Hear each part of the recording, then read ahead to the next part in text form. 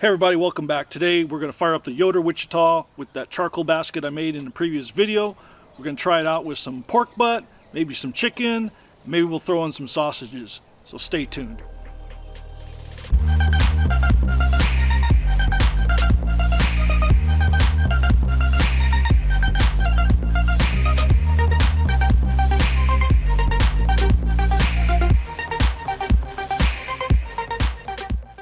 Welcome back everybody, this is Greenhorn Barbecue Beer.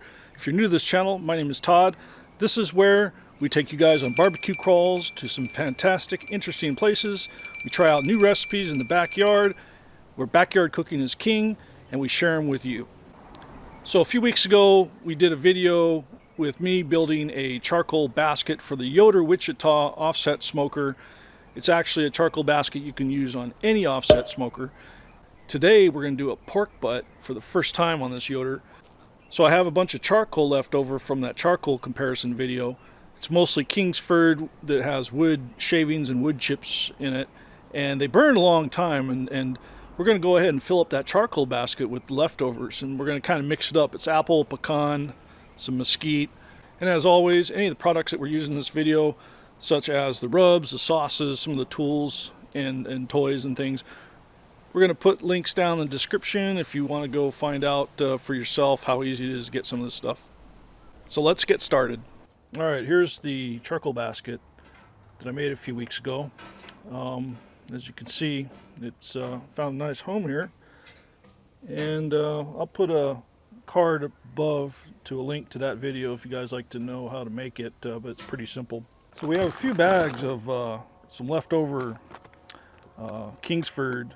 The reason for the tape is because during my charcoal comparison I wanted to somewhat hide the innocent, but as you can see, brand recognition is king here.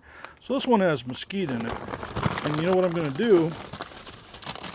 I'm going to dump out all that I have left and just put it right into this basket. There we go.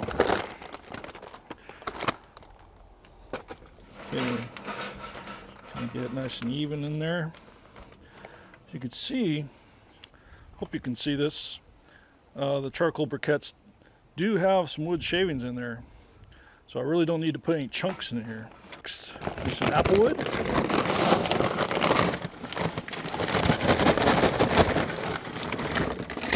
Now there's no particular reason I'm using this particular combination or the quantity here. It just so happens that the mesquite bag I grabbed first. There we go. Kind of go out evenly with it. So that's about as high as I want to go. Now with the charcoal in there, I can still pick up this charcoal basket rather easily. Still very firm. It's not loosening up. It's still in great shape. So the way I'm going to light this is with these paraffin wax cube. They're odorless, tasteless, they burn clean, and I want this fire to burn from the top down. So what I'm going to do is I'm just going to place one on the top here at each end. I'm going to light them.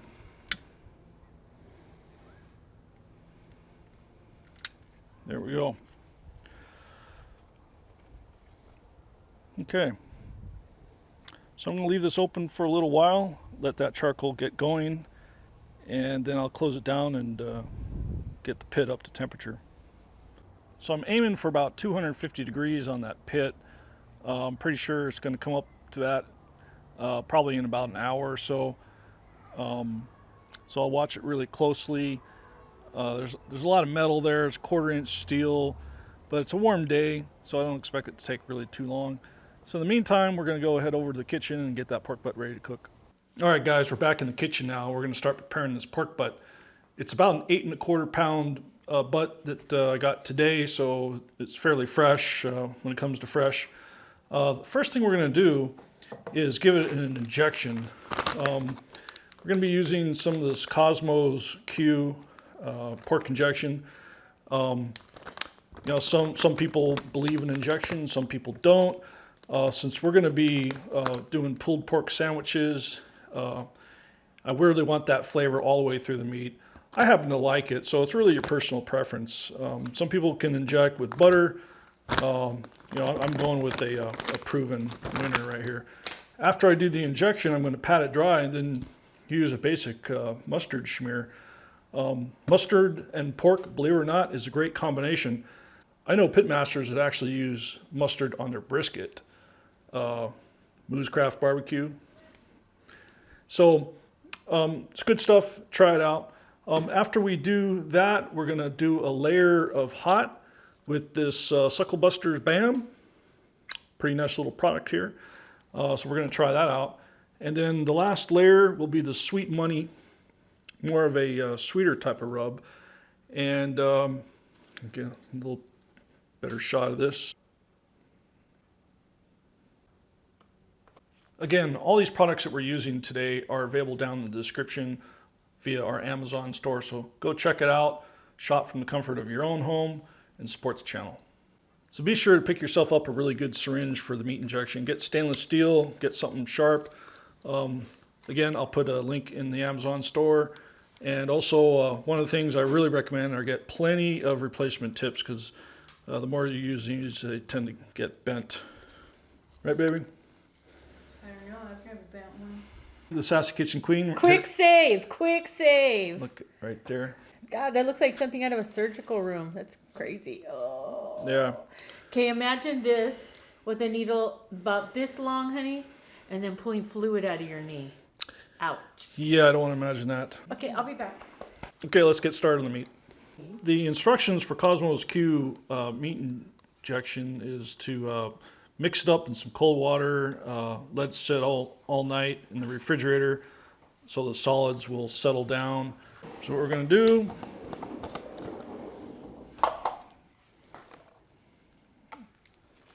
is go ahead and get some of that drawn up into the syringe. Now what you want to do is find the grain and try to go with the grain and get in between. That way you get the best coverage here. So I'm going to start at one side. I'm going to look for any seams in the grain and kind of hold your hand on top of it. So you're going to get something that squirts out. You know, it's inevitable. Don't worry about it. Think of it as just another smear. It'll help you along the way. You know, I'm not going for competition here. I'm going for flavor. And I've used this Cosmos Q pork injection before. So I'm going to go ahead and finish this off and I'll get back to you in a minute. Okay, there we go. So you're definitely going to get some of this that leaks out. I'm just going to kind of dab it up. I don't want it getting everywhere.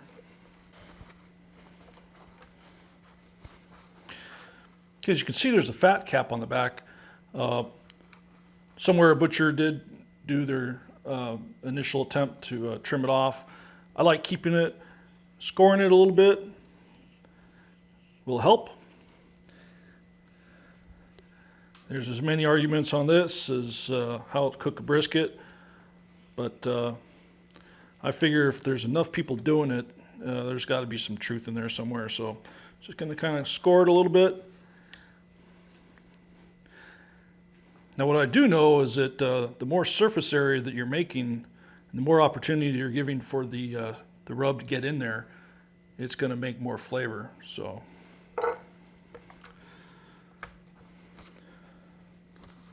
okay, since I'm already on this side, I'm going to go ahead and put the mustard starting on right here. So I'm going to shake it up. I don't really mind that there's a little bit of moisture coming out of here,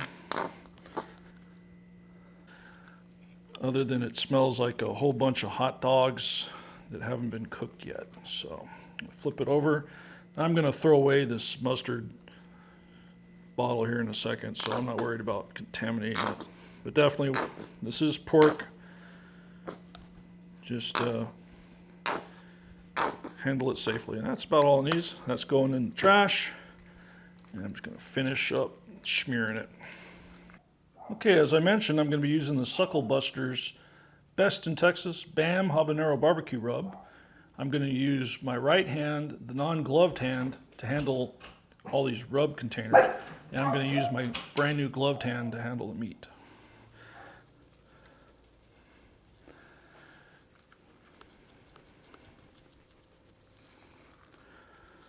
All right. Kind of try to get on the side as much as possible. Here we go. Now I'm going for layers of flavor. So I'm going to use this BPS Sweet Money Championship Rub. We've used this before. Okay. Sorry for the dog barking. No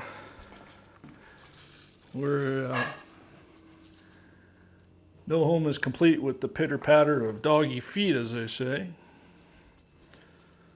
Okay. I'm basically going to do the same. Now, one could argue I should have done this side first. But, oh well. It's going to go on the smoker. Eventually it's going to get all pulled anyway.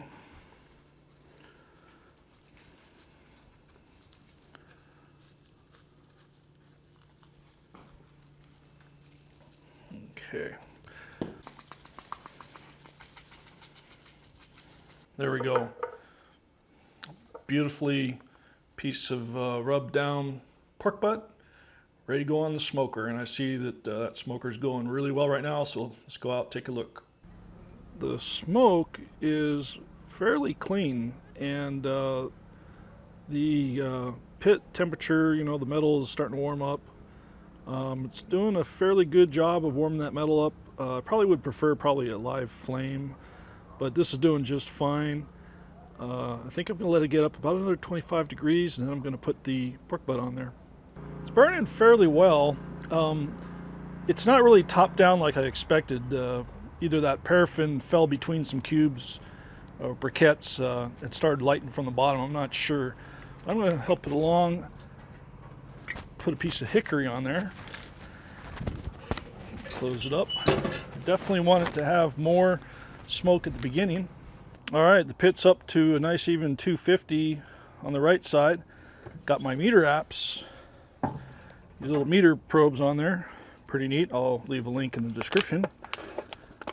Fat side up. And I'm going to put it over here to the left. There we go. So one of the things I also put in here was this water pan. I recommend putting in some nice scalding hot water first. That way you're not robbing the heat to warm that thing up. And because I've had this open now, it's kind of cooled off, but you can see I'm seeing about 250 or so on that side of the pit. But I expect to get hotter, and that's kind of why I placed it over here on the left side.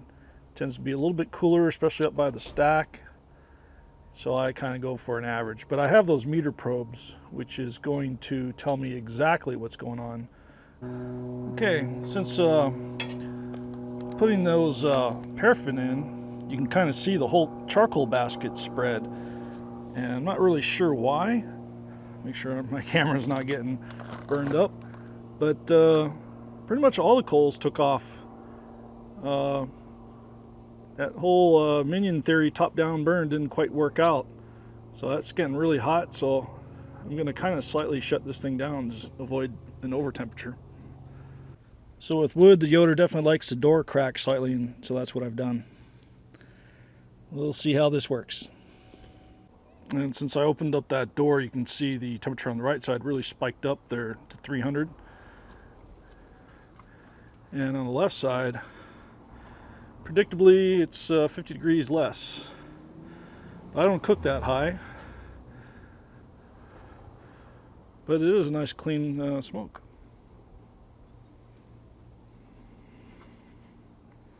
So future mod, I'm going to place a thermometer right there and probably between the handles. What do you guys think? Let me know in the comments. Yeah, I know it's October now, but you know, we're here in California and it's pretty warm still, so especially when you're outside smoking. So a couple observations on the charcoal basket. The number one was, I guess I need to perfect the whole top-down burning thing, because when I lit the coals, it jumped all the way down to the bottom of the basket, and I don't know if that was the paraffin cubes taking a nosedive and lighting up the bottom or not, but pretty much the whole basket got engulfed. So that was my first observation. Second one is it was kind of smoky at the beginning, but it definitely didn't take very long at all to get a nice blue, almost clear smoke right away. So that was one benefit there. You don't have to wait for the fire to get clean. When I threw a piece of the hickory onto the coals, it coaled up very quickly. In other words, it turned to charcoal and kept its shape as a log for a long time. The coals underneath it kept it hot enough to produce, as a coal, but it didn't flame up and burn away very quickly. And the door didn't need to be left open nearly as much as with wood in order to maintain a higher temperature. I could crack it almost just, pinky width, and it would stay at 350 on the right side and 300 near the exhaust on the left side. And down on the cooking grate, it's seen about 250 to 260, which is just right. So definitely going to look at a future modification to install a thermometer right on the door on that left side. I think it'll be a lot easier. But until then, I have the meter probe. Gives me the truth. I got 2 of them in there. They're wireless. If you're interested, I'll drop a link in the description to where you can buy those things. So there's other kinds out there. Look around. Use the one that works for you. But I really recommend a wireless thermometer. All right, so I'm going to go have a cold beer and let that thing cook for a while. I really do like, though, that it cruises along at 350 effortlessly. I haven't really had to make any adjustments to the intake at all, other than just that initial adjustment with the crack in the door. Even when I threw the log on there, it didn't really jump in temperature at all, other than when I had the door open. But once I closed everything down where it was, it kind of maintained that. But what I'm expecting is a lot of that charcoal to start burning down at the same time. So I'm probably going to have to add some more briquettes to the fire as another base, and I'll probably put another piece of hickory on top of that. So that's probably the only time. And I think by that point, I'll probably be done with the cook. So be right back. Okay, quick update on the Yoder charcoal basket. The right side's huffing away at 350 perfectly. The left side, as usual, is a lot less than the right side. I've kind of come to expect that. I'm not really cooking up there again, so I'm kind of disregarding that. The smokestack is just a beautiful, clean fire. Those the coals and the wood, the hickory wood that I put on there is burning really clean. So the door is just barely cracked. I don't use the installed vent on the door anymore. Even when I'm burning full cuts of wood, that's just how it likes it. Give you a quick peek of the firebox. I know this is going to heat up my cooking chamber. I can't get very close because this is hot. But you can see the 2 pieces of hickory. The one in the middle I put in before the other one. The charcoal basket's really full. Let me get a different shot of that.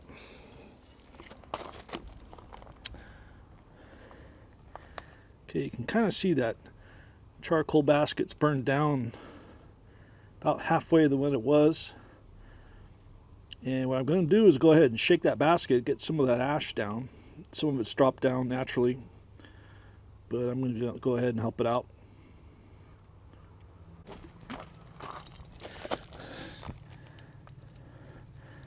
All right. Okay, so I shook the basket a little bit, got some of those coals down. I'm going to go ahead and close it back down. I'll go ahead and close it down about where it was. That's about, I don't know, that's about a 1/4 inch. You know, this might be a Yoder from Yoder, Wichita, but you know, it's not an airtight smoker by any means. None are. So there's plenty of air that gets in around the door. Don't you worry about that. So, and for some reason, it just likes using the door. Okay, so I've adjusted the door to get that temperature back down to about 350. What's happening at the meat level is about 250 to 260. That's an area of the smoker that's been pretty consistent. So this charcoal basket is definitely worth the time to make. The charcoal stays in a nice area, doesn't fall down over the sides and through the grates. Too much ash gets in there, you just shake it, drops down, problem solved. You get a really high temperature really fast. It's clean really fast. And when you add wood chunks to the top of it, it doesn't burn away. You know, it tends to coal up and char up, and the wood sticks around much longer. So I'd give this an A+, definitely. You know, if you got the know-how, please go check out my video and build one yourself. They're really cheap. They can almost be for free if you're handy and you've got the materials around you. And please hit me up in the comments if you need any help. I'd be more than happy to help you with any suggestions and any binds you just get in, and definitely shoot me an email if it's a little bit more complex. All right, I think it has really good color here. I don't have it in a pan. I just decided to let it free ball. I am going to spray some of this. I can't believe it's not butter around here. It probably doesn't even need it, but you know, I love butter, so it's gonna get some. So it's really not bad. I think it's doing really well. Of course, it's fat side up, and my water is looking good, so I'm gonna close her back down and finish off a tasty beverage. Okay, so the pit's hovering very nicely again at about 350 on the right side, about 300 on the grate. That's where I like it. So we're just going to let it hum away like that while I have another beer and enjoy more YouTube videos. Okay, what I did here is I put it into an aluminum pan. I poured into the pan an apple cider apple juice mix, covered it up. Okay, so just before I wrapped it, I got an internal temperature of about 165. Now, to break down all the collagen, the connective tissues in a pork butt like this, you need to take it all the way to 195, even 200 degrees, cover it up, and that way, you know, when you do the pulled pork, it actually pulls apart, and you're not sitting there with meat hooks tearing it apart. It should fall apart. That bone, if you get a bone in, should come right out. You shouldn't have to force it out or anything like that. So now we wait. All right, welcome back. It's been a long night. I didn't get the pork butt started until about 3 o'clock in the afternoon. And as you know, pork butts are usually a 6 to 10 hour proposition. And I'm getting a little hungry, and so is Sassy, so we're gonna get started here. So we did let it get up to about 190, 195 in the oven. Once we decided to wrap it up and put it in a pan, really there's no use in spending charcoal and fuel on something you can just do in the oven. So we finished it off in the oven here, and it got pretty close to 195. So we're going to go ahead and pull it apart now and make some pulled pork sandwiches. All right, here we go.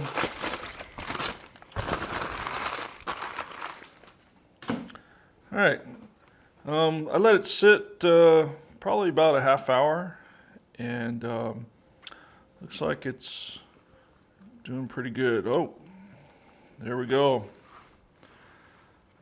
There's the bone. All right, so this is proof that it was ready to come out.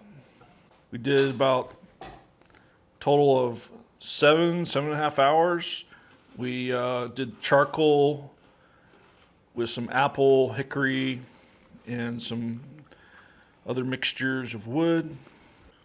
So Sassy would like to make other dishes with it, so what I'm going to do is I'm going to take half of it, if it stays together, and I'm going to put it into another pan. There we go. Now I'm going to go ahead and what's left, pull apart. Okay, so that's what you want to see. It just comes apart like that. That's what it should do. And if I would have waited another hour, maybe this particular chunk right here might have come apart a little bit quicker.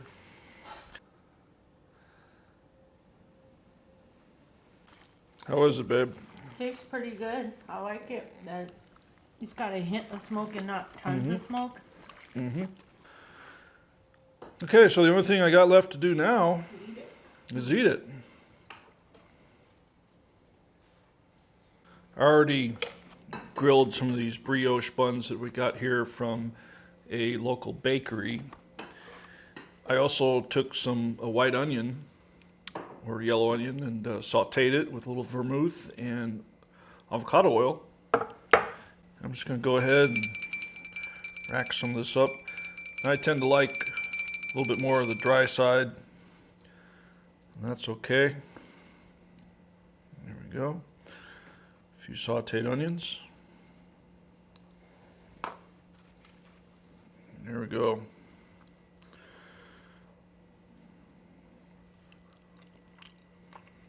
Pulled pork slider. Okay.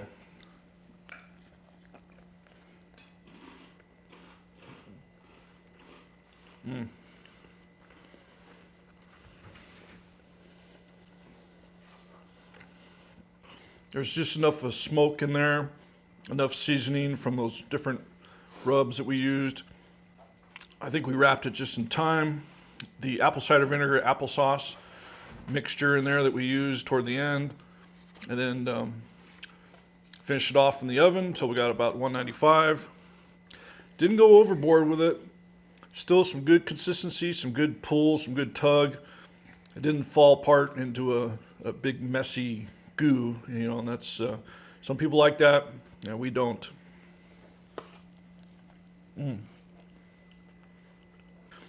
Everything we used is available down in the description, so go check it out. This video was more about the charcoal basket, using it for the first time. And this was kind of a sideshow, but man, this is a good sideshow. Too long, huh? For a charcoal basket cook? So I'll put a link to this barbecue sauce from Trader Joe's. You might have to go to Trader Joe's to get it. I'm not sure if they're on Amazon, but go check out the description. If it's there, hey, grab some of this stuff. It's really good. I didn't mix it in with all of it, but you put it a little bit on the sandwich and it comes out good. It's just hot enough. Just makes a nice little pop. All the woods we used today, other than a couple splits of oak, were more of a sweeter type of wood, apple, pecan, very little mesquite, but lots of apple and lots of pecan, so even some hickory, and it was great. And for the most part, the charcoal at the beginning was the flavored charcoal that you'll see in a previous video where I did a comparison. It worked out pretty good. I'm definitely going to have to rethink how I'm lighting the fire and stuff like that for the next kind of cook.